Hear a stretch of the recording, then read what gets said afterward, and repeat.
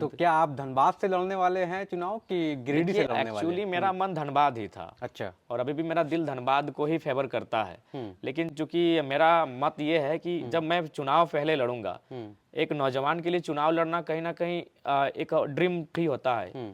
तो अगर मान के चलिए मैं चाहता हूँ कि मैं अपना वोट पहले खुद को दूं, हम्म। तो मेरा वोटर आईडी गिरिडीह लोकसभा में है अच्छा। और मेरा गढ़ है, मेरा गांव है, मेरी यादें हैं। तो मैं चाहता हूँ अपनी यादों के सहारे और अपने मत के सहारे पहला चुनाव लड़ूं, उसके बाद भविष्य में कभी धनबाद जरूर प्रेफर तो करूंगा। मतलब आप गिरिडीह से लड़ रहे हैं, तो गिरिडीह में क्या कैंडिडेट चेंज होंगे आजसू के जो देखिए सीपी मेरी चौधरी, आपको क्या लगता है जहाँ ऐसा? तक है आदरणीय वर्तमान के सांसद माननीय चंद्र प्रकाश चौधरी जी की बात कही तो कहीं ना कहीं उनकी तत्परता इस लोकसभा में नहीं दिखी है।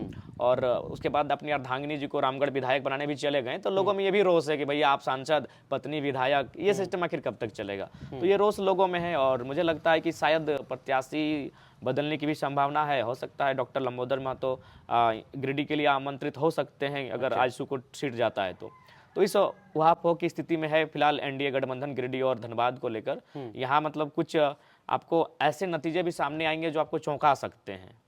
मतलब ये कंफर्म है कि जयराम जी जो हैं हाँ वो बिल्कुल। गिरिडीह से लड़ रहे हाँ हैं। ये गिरिडीह से हम लड़ रहे हैं। तो एक अभी एक भाजपा ने एक और हजारीबाग में जयंत सिन्हा को टिकट नहीं देके और मनीष जायसवाल को टिकट दिया है। तो हम लोगों ने उनसे सवाल किया था कि क्या जेबी केसेस के संजय मेहता आपको टक्कर दे सकते हैं, और वो यूट्यूब में वो जब वीडियो चला तो आपके जेबी केसेस कार्यकर्ता जो हैं 428 में से 400 कमेंट जेबी केसेस का है, जिसमें वो बोलते हैं कि बाहरी को हटाओ, बहुत सारे कमेंट, संजय मेहता जिंदाबाद उस पोस्ट में, जिसमें मनीष जायसवाल जी पहली बार आए हैं। जेबी केसेस जिंदाबाद, सब लोगों ने ये कहा कि संजय मेहता को जिताओ, टाइगर दादा जिंदाबाद, बिहारी बीजेपी सांसद, इस तरह की बातें हैं। हजारीबाग का सांसद संजय मेहता जी जीतेंगे, जेबी केसेस ओनली, मेहता जी का खौफ है इसमें। मतलब उनका ये कहना है कि एक डर था जिसकी वजह से वहाँ पे टिकट चेंज किया गया है। तो क्या अब हजारीबाग के संजय मेहता इतने पावरफुल हैं कि वहाँ, आप लोग क्या राय? देखिए वो तो संजय मेहता जी की मेहनत तय करेगी कि वो ग्राउंड पे क्या मेहनत करते हैं। और जहाँ तक सवाल है,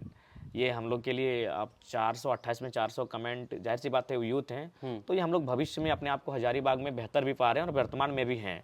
तो ये एक और सवाल है कि ये जो कमेंट्स आ रहे हैं सोशल मीडिया में या फिर यूट्यूब, फेसबुक, ट्विटर में, क्या ये वोटर्स होंगे, ये बदलेंगे, वोट में बदलेंगे? हाँ ये सवाल है, चूंकि आज जो मोबाइल सेलफोन जिनके हाथों में है वो नौजवान की बात कही जाए तो कुछ लोग 15 to 18 भी है, इस बात से इनकार नहीं किया जा सकता है। लेकिन हाँ 18 प्लस भी हैं, 18 to 25 भी हैं। तो मुझे लगता है 18 to 25 है उनकी संख्या ज़्यादा है, यानी अगर वो 400 कमेंट्स है तो मुझे लगता है 100 हो सकते हैं 15 to 18, बट 318 to 25 हैं, तो वोट में तब्दील होंगे।